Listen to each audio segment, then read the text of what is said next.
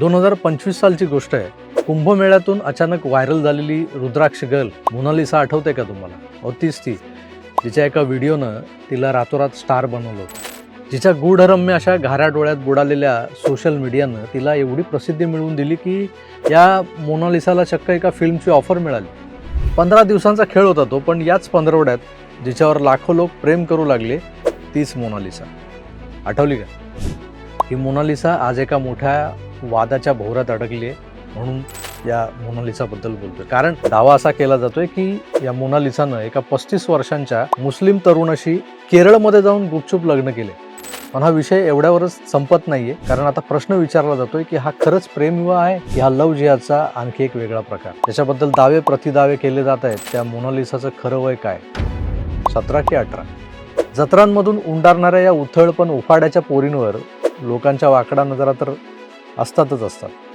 पैशांसाठी यातल्या कित्येक पोरी नको त्या तडजोडी करतात देखील। यातून मिळणारा पैसा ज्यांना चालतो त्या त्यांच्या कुटुंबियांनी आता या लग्नाला विरोध का केला असेल? या प्रश्नासोबतच एक महत्त्वाचा आणि सर्वात मोठा प्रश्न, मुलगी मध्य प्रदेशची, मुलगा उत्तर प्रदेशचा, पण लग्न लावलं गेलं केरळमध्ये। का, कशासाठी?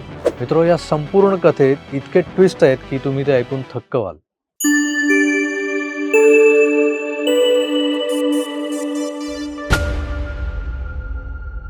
नमस्कार मित्रो, आज आपण एका अशा कथेबद्दल बोलणार आहोत ज्याची सुरुवात झाली कुंभमेळ्यात, पण आता ती कथा एका मोठ्या वादाच्या भोवऱ्यात सापडल्यासारखी झाली आहे। ही कथा आहे मोनालिसाची। तीच मोनालिसा जी कुंभमेळ्यात रुद्राक्ष माळा विकताना एका व्हिडिओमुळे अचानक व्हायरल झाली होती। एका साध्या मुलीचा व्हिडिओ सोशल मीडियावर असा काही पसरला की काही दिवसातच ती देशभरात चर्चेचा विषय बनली। लोकांनी तिची मुलाखत घेतली, यूट्यूबर्स तिच्या मागे मागे फिरू लागले आणि तिची लोकप्रियता इतकी वाढली की तिला एका सिनेमाची ऑफरही आली। पण आज ती पुन्हा चर्चेत आली आहे। मधल्या काही काळात तिच्याबद्दल चर्चा नव्हत्या, पण आता पुन्हा चर्चा आहेत आणि यावेळी कारण आहे तिचं लग्न। जी काही माहिती आहे आपल्यासमोर त्यानुसार मोनालिसानं फरमान अली नावाच्या एका मुस्लिम तरुणाशी लग्न केलेलं आहे। हा तरुण उत्तर प्रदेशच्या बागपत जिल्ह्यातला असल्याचं सांगितलं जात आहे आणि सर्वात धक्कादायक गोष्ट म्हणजे त्याचं वय जवळपास 34 ते 35 वर्ष आहे, म्हणजेच मोनालिसापेक्षा जवळपास दुप्पट। पण खरी चर्चा इथे सुरू होते, कारण हे लग्न झालं कुठे? पण या वयाच्या चर्चेपेक्षा एक वेगळंच कारण आहे ज्याच्या भोवती हे सगळं चर्चेचं गुराळ फिरतंय, ते वेडिंगचं डेस्टिनेशन। आता हे काय डेस्टिनेशन वेडिंग होतं असं नाही म्हणता येणार, पण जिथे लग्न झालं, कुठं झालं लग्न? केरळमध्ये। आता जरा विचार करा, मोनालिसा मध्य प्रदेशची, फरमान अली उत्तर प्रदेशचा, आणि दोघे जाऊन लग्न करतात केरळमध्ये। का? यूपी में काबा, अरे यूपी में तो योगी बाबा, योगीजींचा बडगा यांना ठाऊक आहे। मध्य प्रदेशातही भाजपचं सरकार आहे, तिथंही बांबूच बसला असता, म्हणून यांनी मुस्लिम दार्जिन्या कम्युनिस्ट सरकारच्या राज्यात केरळमध्ये जाऊन तिथल्या मुस्लिम संघटनांच्या संरक्षणात हे लग्न केले। मगाशी म्हणालो तसं हे लोक काय डेस्टिनेशन वेडिंग तर करत नव्हते, मग केरळ का? हा प्रश्न अनेक जण विचारतात। दरम्यान या लग्नावर विश्व हिंदू परिषदेनं आक्षेप घेतलेला आहे। त्यांचा आरोप आहे की मोनालिसा अजूनही अल्पवयीन आहे, म्हणजे तिचं लग्न कायदेशीर ठरू शकत नाही। त्यांच्या मते तिची खरी जन्मतारीख 21 जानेवारी 2009 अशी आहे, पण सांगितली जाते 8 जानेवारी 2008। जर हे खरं असेल तर ती अजून 18 वर्षांचीही झालेली नाहीये। पण दुसरीकडे मोनालिसाचा मुसलमान पती म्हणतो की ती पूर्णपणे सज्ञान आहे आणि तिने स्वतःच्या इच्छेने लग्न केलेलं आहे। इथे सुरू होतो मोठा गोंधळ, कारण काही जुने व्हिडिओ समोर आलेले आहेत। 2025 मध्ये कुंभमेळ्याच्या काळात एका मुलाखतीत मोनालिसा स्वतः म्हणाली होती की अजून मी 16 वर्षांची आहे आणि माझं लग्न जे काय आहे ते माझे आई वडील ठरवतील। शादी नहीं की, उम्र कम है मेरी। कितनी हुई? 16। क्या विचार क्या है शादी का? माता पिता करेंगे या अपना आप माँ करोगे? बाप की पसंद। माँ बाप की पसंद। नहीं, ये ऐसा ये तो बोल रही है। नहीं, आपकी ऐसे क्या तो पसंद? ऐसा तो है ना, हमारे में होता ही नहीं है। जहाँ मम्मी पापा हमारी कोई भी माला वाली मेरी बात नहीं है, जितनी भी माला वाली लड़की रहेगी ना वो माँ बाप की पसंद की करेगी, हमारी पसंद की नहीं। खुद की पसंद की अच्छा, खुद की पसंद की नहीं कर सकते? मम्मी पापा हमारे में ऐसा है ही नहीं भैया। मग मला सांगा, आता फक्त एका वर्षात ही 16 वरून 18ची कशी झाली? या प्रकरणात आणखी एक गंभीर आरोप करण्यात आलाय। मोनालिसाला चित्रपटात साईन करणारे जे काही डायरेक्टर होते मनोज मिश्रा यांनी दावा केला आहे की मोनालिसाला एका जाळ्यात अडकवलं गेले. त्यांच्यामध्ये काही लोक तिच्यावर बऱ्याच काळापासून लक्ष ठेवून होते आणि ती सज्ञान होतात, बालिग होतात, तिला तिथून घेऊन पूर्ण झाले आणि लग्न लावलं गेलेलं आहे. त्यांनी एका मुलाखतीत असाही दावा केलाय की या प्रकरणात popular front of India PFI या संघटनेचं नावही समोर येत आहे. ही तीच संघटना आहे ज्याच्यावर भारत सरकारने बंदी घातली आहे. आपने जैसे कि देखा कि महाकुंभ की आइकॉन गर्ल मोनालिसा को एक जाल में फंसाकर केरल में ले जाकर शादी की गई उसके साथ. एक तरह से देखा जाए तो ये सनातन धर्म के लिए, हिंदू समाज के लिए और हमारे लिए भी बहुत बड़ा दुख का विषय है कि PFI जैसे संगठन इसके पीछे जिनका हाथ है उस पर न जाकर के सारा मीडिया सिर्फ यही दिखा रहा है कि कैसे शादी हुई, हिंदू रीति रिवाज से हुई और किस तरह से हुई. मात्र या आरोपांना बळ येईल असं काही अद्याप तरी हाती सापडलेलं नाहीये. या संपूर्ण प्रकरणात आणखी एक भावनिक बाजू आहे, ती म्हणजे मोनालिसाच्या वडिलांची. एका मुलाखतीत ते अक्षरशः ढसढसा रडताना दिसले. त्यांचं म्हणणं होतं की माझी मुलगी अशी नव्हती, ती नेहमी माझ्यासोबत असायची. त्यांच्या मते मोनालिसाला एका ॲक्टिंग क्लाससाठी केरळला नेतोय असं सांगितलं गेलं होतं, पण काही दिवसातच बातमी आली की ती लग्न करून बसली आणि इथूनच या संपूर्ण प्रकरणात वादाला सुरुवात झाली. उन लोगों ने मेरी बेटी का भी बाहर कभी मेरे से 2 मिनट नहीं जाती थी.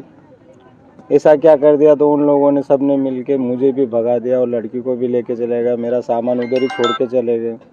मैं बहुत रोया भी वहाँ पे कि मेरी लड़की वापस दे दो. मुझे 2 मिनट बात कर लेने दो, बात भी नहीं करवाया और वो लोग लेके चले गए. मुझे नहीं मालूम था कि वहाँ पे जाके कुछ लोग उसको बेला के या फुसला के या कुछ खिला के. वहाँ पे मेरे को इतना बताया गया कि तुम्हारी लड़की को हम रख रहे हैं और आपकी लड़की रह रही है सिर्फ डांग से करने के लिए, एक्टिंग सीखने के लिए, अब चले जाओ.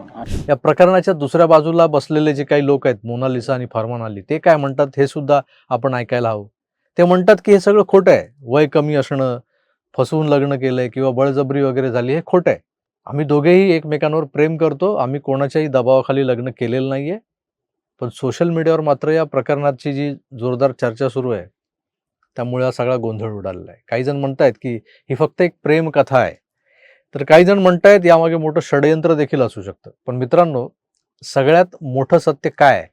सत्य हे आहे की अजून या प्रकरणाची पूर्ण चौकशी झालेली नाही आणि चौकशी पूर्ण होईपर्यंत कोणताही निष्कर्ष काढणं योग्य नाही. पण एवढं नक्की आहे की ज्या कथेला सुरुवात झाली कुंभमेळ्यातल्या एका व्हायरल व्हिडिओपासून, ती कथा आता देशभरात चर्चेचा विषय बनली आहे आणि कदाचित येणाऱ्या दिवसात, काही दिवसात या प्रकरणात अजून मोठे खुलासे होऊ शकतात.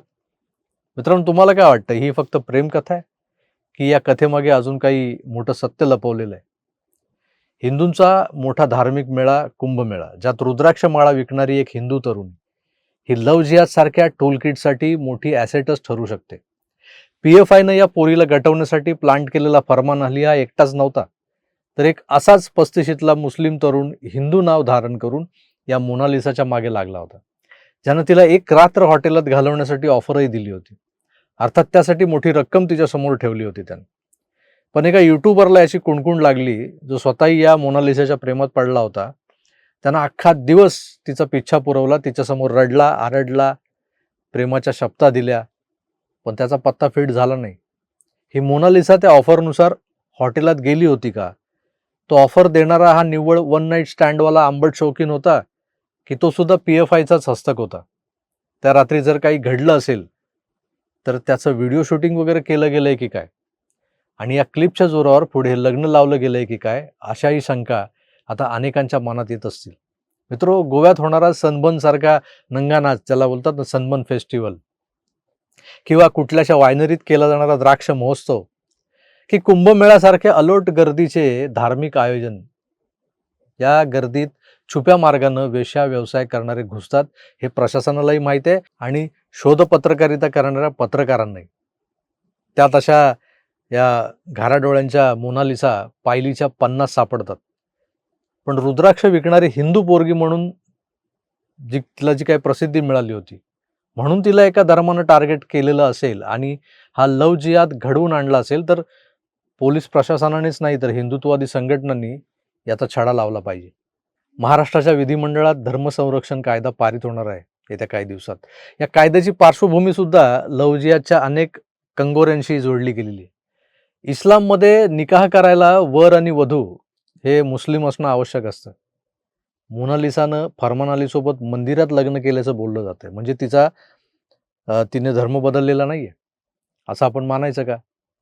हा लव्ह जिहादचा प्रकार असेल तर त्यात कायद्याच्या कचाट्यात सापडू नये म्हणून फरमान अलीला जे काही सपोर्ट करतायत त्या केरळमधल्या मुस्लिम संघटनांनी सावध पावलं टाकलेली दिसत आहेत. त्यामुळे हा मामला तसा गुंतागुंतीचा झालाय. बघूया पुढे काय घडतंय. मी तुर्तास इथेच थांबतो. पुन्हा भेटूच तर आपली काळजी घ्या आणि पाहत राहा आपलं आवडतं यूट्यूब चॅनल आकार DG9. धन्यवाद. नमस्कार.